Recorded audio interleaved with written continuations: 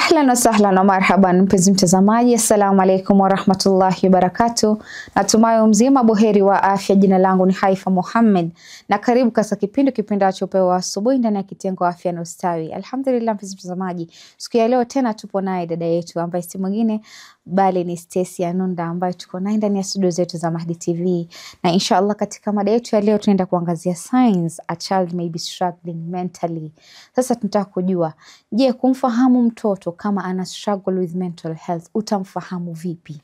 Maana inaweza kuwa tunapuuzia signs zingine, alama zingine, lakini huyu mtoto ako nazo.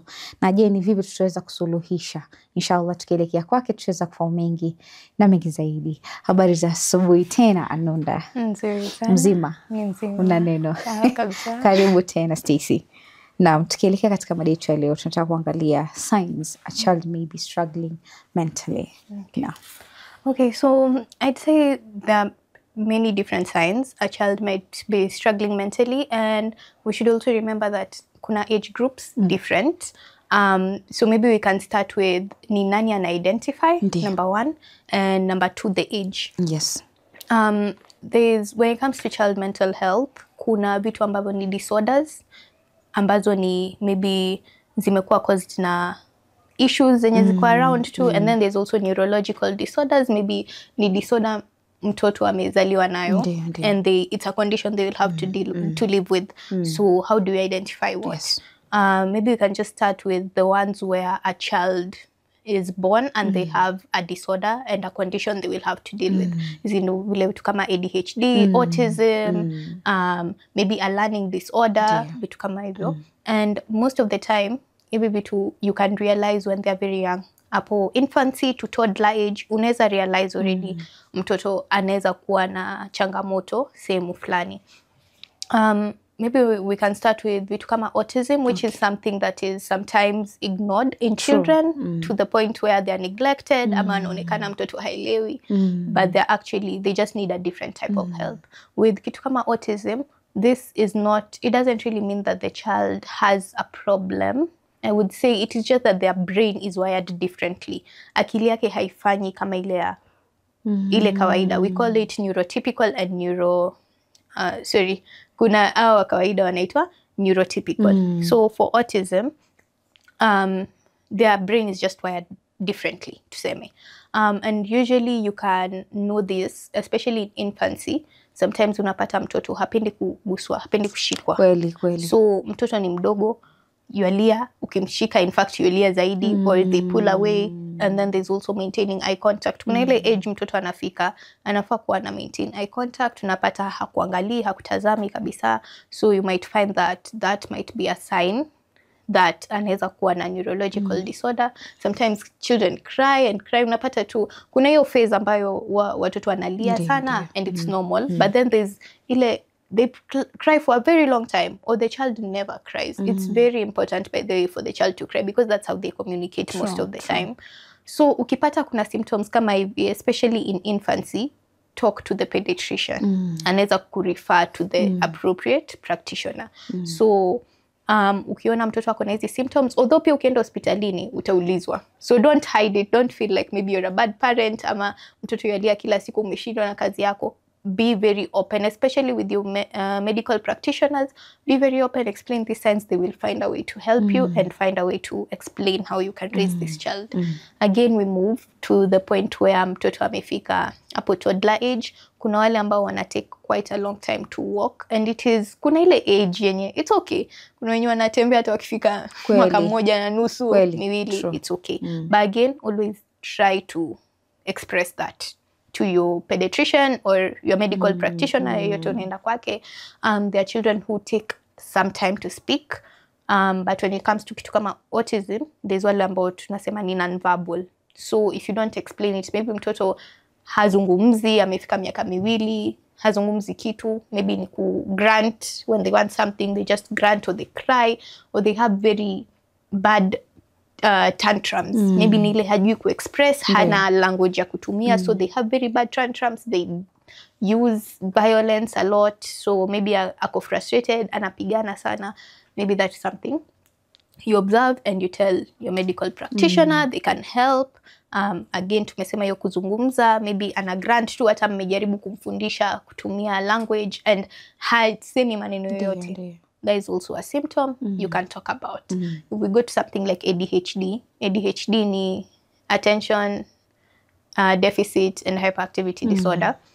Hapa unapata mtoto attention span yake, yes, watoto wana attention span ndogo, lakini kuna yule sasa ameshika hili, ametoka, ameruka huku, wale sisi watu wazima nadhani hali ni hiyo hiyo. It grows by the way, it has like conditions zenye mtu unaishi na you have to learn to manage, and when you catch them when they are younger, it's so much easier because you can learn to, they can learn to cope with it rather than ignore.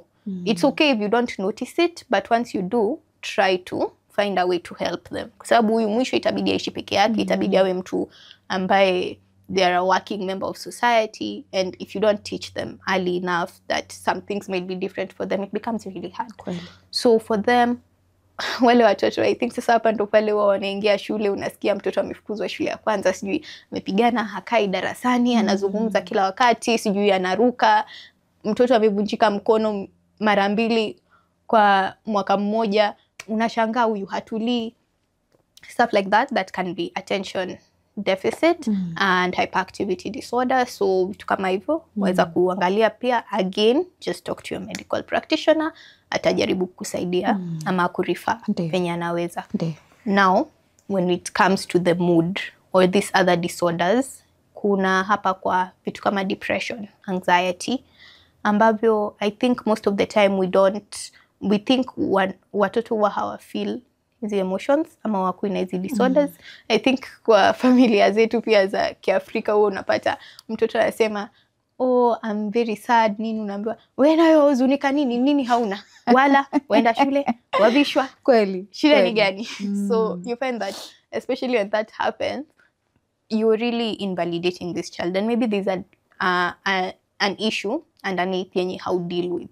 So when you find that, let's say especially when they're young, a child who is supposed to be playing, they do not want to play, they withdraw, kuna hizi eating habits, eating and sleeping patterns. So either anakula kidogo sana ama anakula sana, to the point where it's, again, feeding patterns ni different, but to the point where I say it's concerning, ama ilikuwa vizuri and then some point ikafika ikaisha.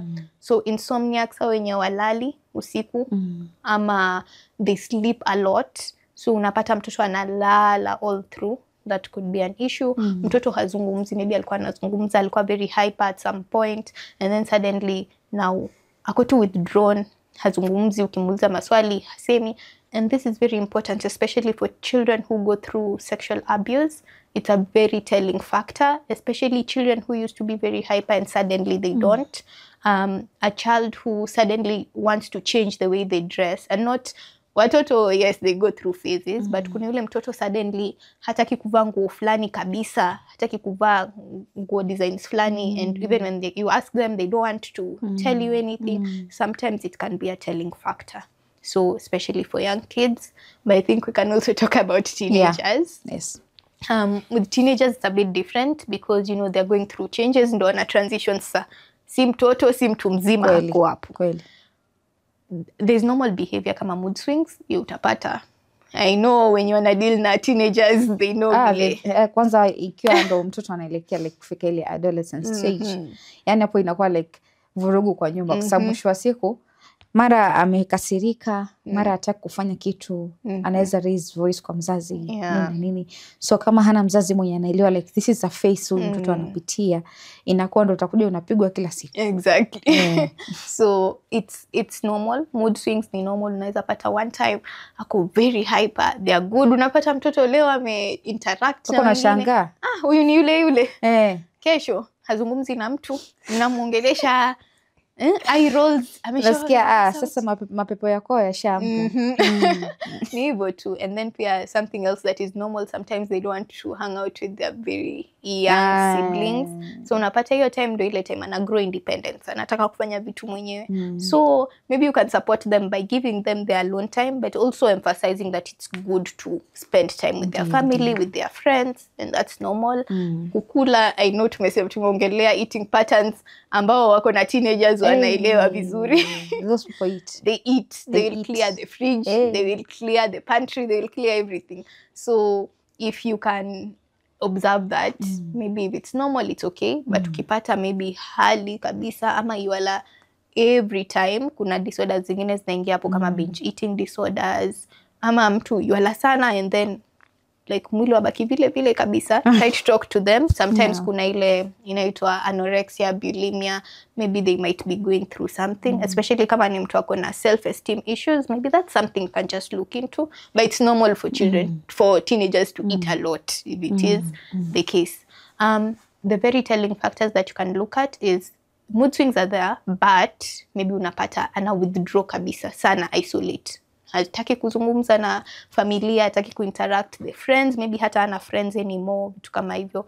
Aggressive behavior, so they lash out. Kitu kidogo ame lash out kabisa, and it goes on for maybe a period of over 2 weeks. There might be an issue there. Pia another aggressive behavior pia ni passive aggressiveness. So unapata kila kitu, like they never communicate. They cannot just communicate directly. Kila kitu ni very passive aggressive, silent treatment, ile kununguna chini ya maji. Kuna wale wa unamwambia kitu sasa hivyo unaunika kila wakati. And it goes on for a prolonged period of time to the point where you haven't had a direct conversation with them. That could also be an issue. I think those are the telling issues, like problems you can look at. Zenye ziko very common. But again, with different disorders, there's different signs. So ukiona hizo telling factors, only sawa kwa watoto pia kuna bedwetting. Mtoto alikuwa tu ako potty trained vizuri, usiku analala vizuri, and then suddenly out of nowhere they start bedwetting again. That could also be an issue, and it usually happens with depression, bullying at school. It's a sign that pops up. So ukipata vitu kama hivyo, zungumza na mtoto wako, maybe you understand where the issue could be. So yani ile mtoto kukojoa kitandani zingine factor inaweza kuwa ni nje. Unaona kwa nini labda mtoto ameacha alafu amekuja amerudia tena. Maana utasikia wazazi nakwambia ashaanza tena kukojoa. Not knowing labda kuna kitu. Unajua watoto wengine kama vile huwa hawaongei. True. Hilo nalo ni kweli.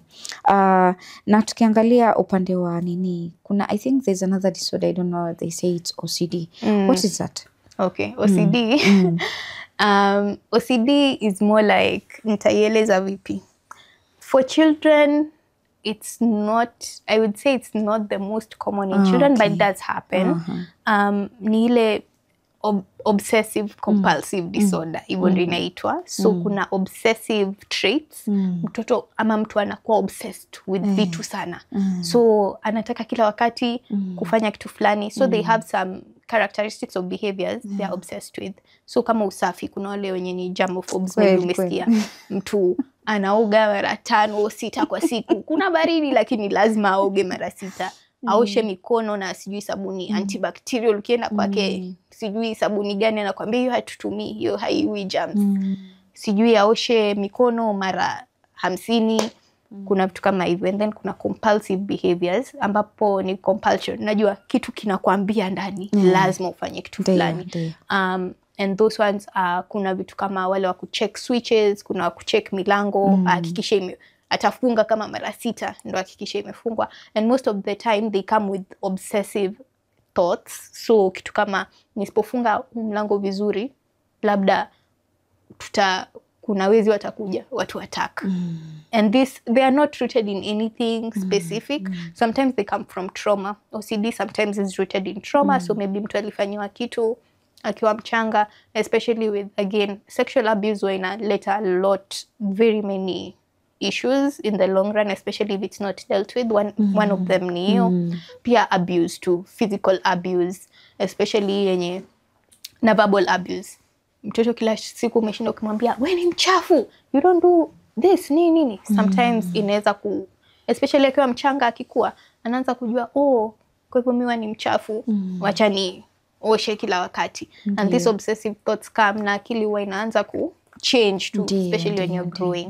So yeah, that can also happen in kids, and those ones are very obvious. The signs are very obvious to see. So utaangalia tu kama anafanya vitu fulani kila siku kila wakati, or things must be done a certain type of way. Si wale ambao tunaita neat freaks, wale wenye wataka usafi. That's different. You will definitely see a difference there. Again, that one, talk to a psychologist, a psychiatrist, or just kama ni mtoto bado anaenda kwa pediatrician, talk to the pediatrician, anaweza kurefer. Asante sana. Yeah. Thank you so much. Stacy, acha tuchukue mapumziko tukirudi. Naamini tutaendelea kabisa na hili swala tujue how we can help ama how tunaweza seek help kuhusiana na hao watoto ambao wana struggle mentally. Thank you so much.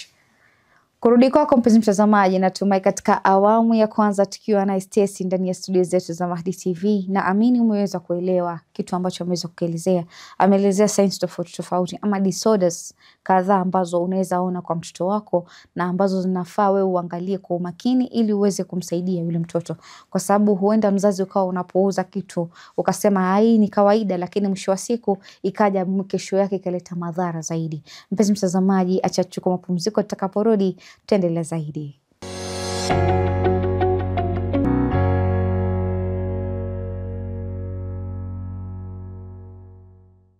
Assalamu alaikum warahmatullahi wabarakatuh. Mpenzi mtazamaji, karibu tena katika awamu ya pili ya kipindi kipendacho Pewa Asubuhi ndani ya kitengo afya na ustawi, tukiwa na simu mwingine bali ni Stacy Anunda ambaye anazidi kutupa mengi na mengi zaidi na kutujuza haswa kuhusiana na mtoto, ni vipi tunaweza kumhandle ili tuweze kufahamu ya kuwa huyu mtoto mdogo kadri na umri wake unavyokuwa, kuna vitu tunafaa kuvitazamia, kuna vitu tunafaa kuangalia, kuna alama unafaa umchunguze mtoto. Ndio maana utakuta wazazi wanaambiwa hakikisha kwamba unamchunguza mtoto yuko katika hali gani. Ndio maana pia wanaenda kliniki kupima mtoto kilo zake ni ngapi. Kwa sababu gani? Hiyo ni kwa sababu kufahamu mtoto ima labda kuna pahali kiafya anazorota ama yupo sawa. Na inshallah tukirudi kwake tuweza kufahamu mengi na mengi zaidi.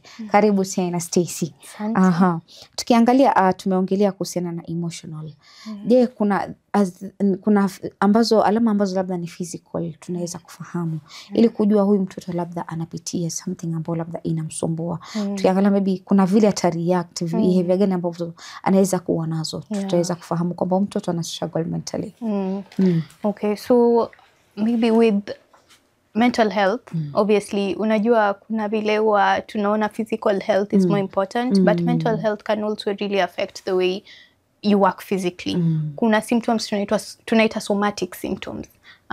Ni symptoms ambazo zinatokea ambapo mtu akiwa anasumbukana kiakili, they manifest physically. So when it comes to kitu kama stress tuzungumzie, hata wewe mtu mzima ukiwa very stressed, unaona vile huwa unaanza kuwa unaumwa na kichwa sana, mwili umechoka all the time. It's the same for children. So ukipata ile mtoto kila siku amwamsha kwenda shule na kila siku naumwa na hapa, ama mtoto ameanza kuwa mgonjwa sana over a period of time, na akienda hospitalini ndio ni mgonjwa, labda ako na fever, labda naumwa na kichwa, lakini hawapati kinachomsumbua haswa. It's something that maybe you can look at, talk to your child. I usually say the first person who should be talking to your child is the parent. So kama unaweza kukaa naye na uzungumze naye, umuulize kama kuna kitu kinamsumbua kingine, that would be very important. Kuna watoto they engage in very reckless behavior. So this is especially teenagers, unapata wanaanza kuengage in behaviors zenye zinaweza kuwaumiza. So irresponsible behaviors kama kufanya vitu zinaweza waumiza in general too, which is normal for teenagers, they engage in risky behavior, but kuna zile stars ziko very dangerous. Unapata pia drug use inaingilia hapo, especially when mtoto anaumia kindani.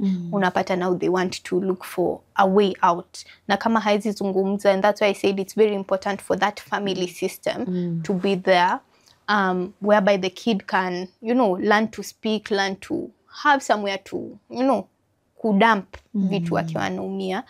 But sasa akipata hana hiyo, labda ni wale wenye ali-isolate, sasa ana pia marafiki, anaweza kwenda kutumia mihadarati.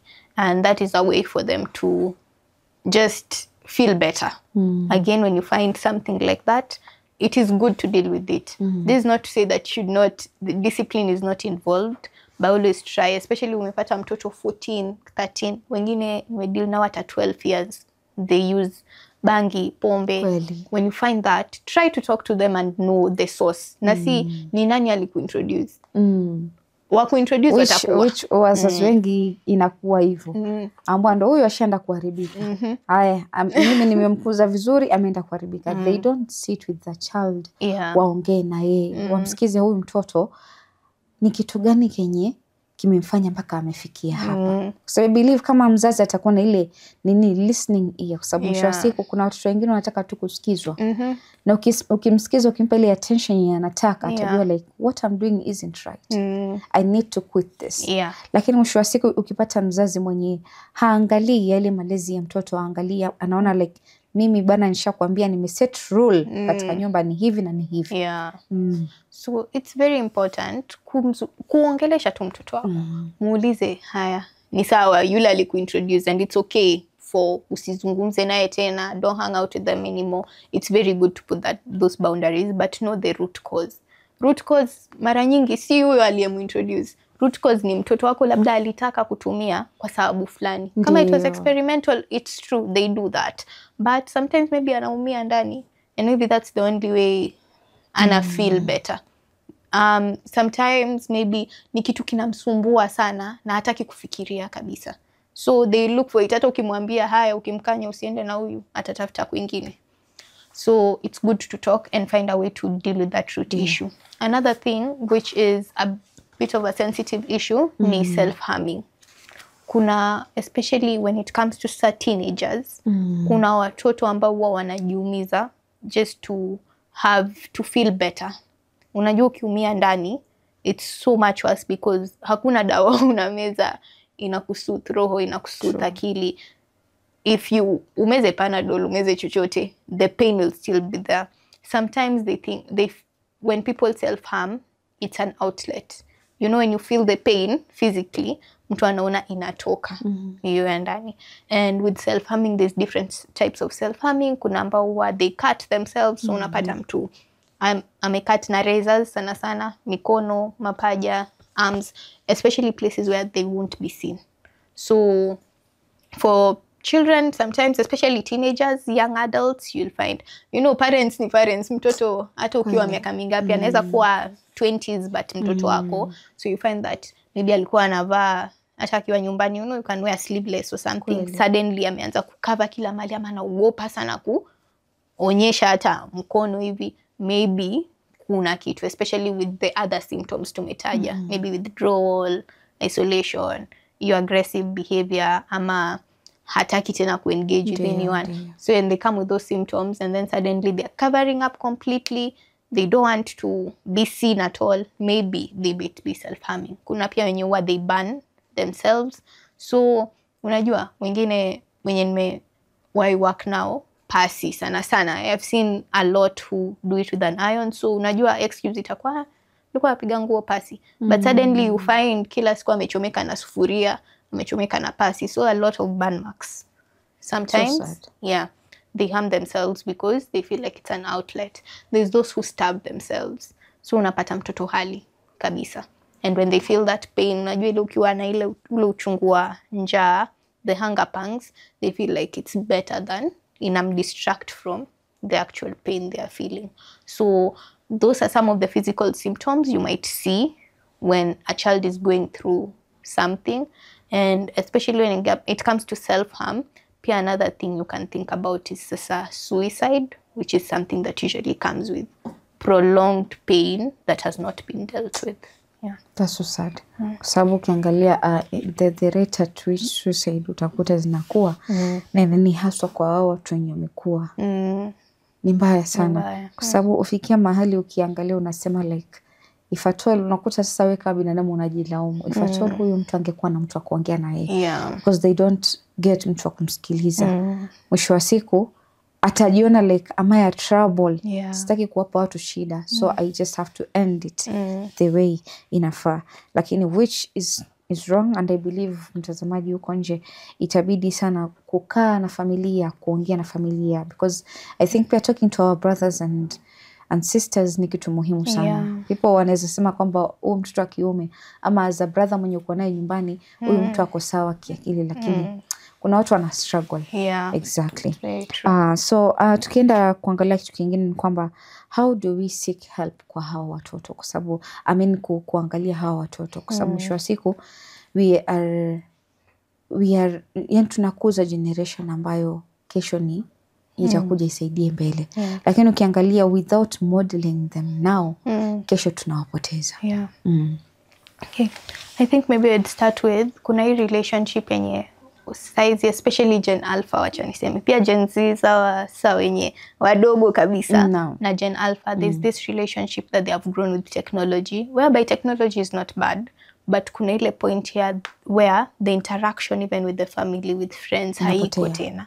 So maybe something that you can start at home, number one, is finding a way to interact with your children. Set aside time, and we know that life can be very hard. Unaweza kuwa unatoka mapema, unarudi kuchelewa, unatoka kama wajaamka, unarudi wakiwa washalala, and it's fine. But even if you can call them on your way, call, just know, huyu yuendeleaje, huyu yuko vipi, find a way to create family time. Hiyo kitu imenikumbusha kwamba siku hizi I think parents pia wame neglect ile nini walikuwa nayo kitambo, in as much as mtoto wako shule unaangalia results mtoto wako amepata nini.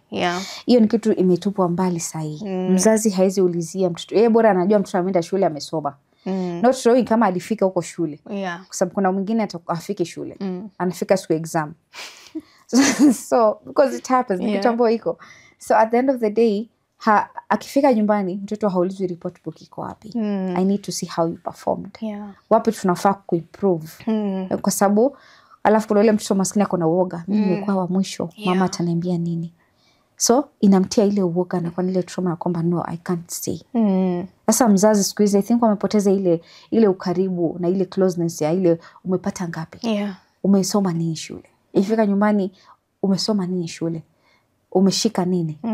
Unaweza niambia wewe bila kuangalia kitabu umesoma nini? Ulishika nini? And I think that's what I was talking about ile mwanzo kwa episode ile iliyopita.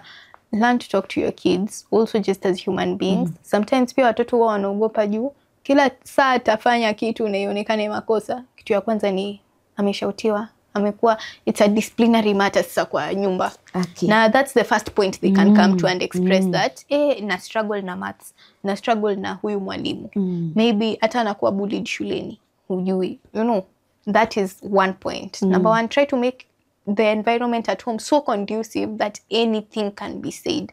Even those things that you feel like are disrespectful or you would not want to have those conversations, let it be said so that you can stop it. Najua. So that asije akawa anasema siwezi sema huku but naweza sema kwingine. So just create an environment that is so friendly, so conducive for your kids to just speak out, so that even the opportunity for discipline can be there.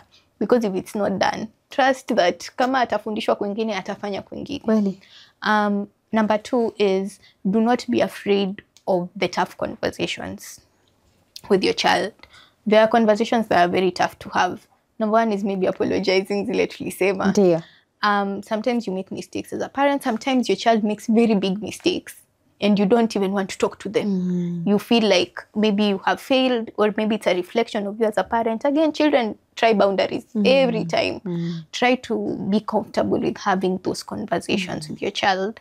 No, at the end of the day, even when things are very difficult, you will know, you will be in control on how to mold the child when unaongea naye kila siku. So even when the bad things happen, you know where to correct and how to correct.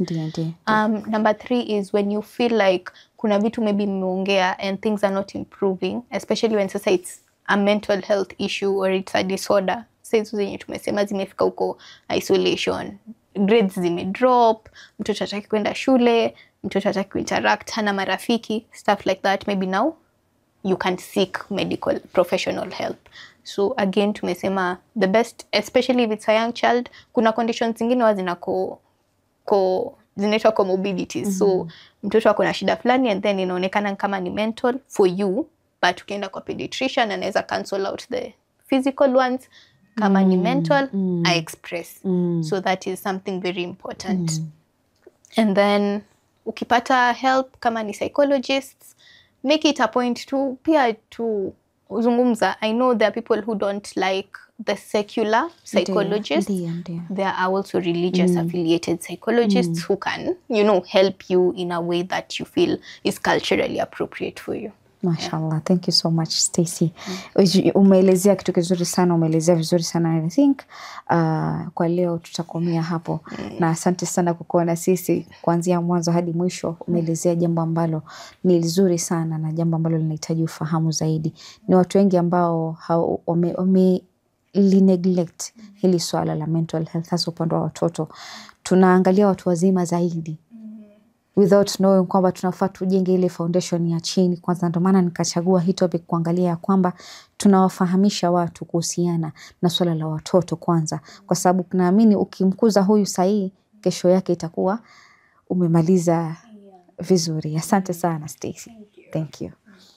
Kurudi kwako mpenzi mtazamaji, natumai katika awamu ya pili tukiwa na Stacy Anunda ndani ya studio zetu za Mahdi TV nimefahamu mengi. Je, tunakuachia mpira upande wako, umefahamu mangapi? Na uko tayari kuweza kuyatilia mkazo na kufanyia kazi ili kuhakikisha kwamba mtoto wako ule unaye nyumbani, ima ni ndugu yako ama ni kaka yako ama ni dada yako, unajitahidi kuhakikisha kwamba mental health yake inakuwa sawa.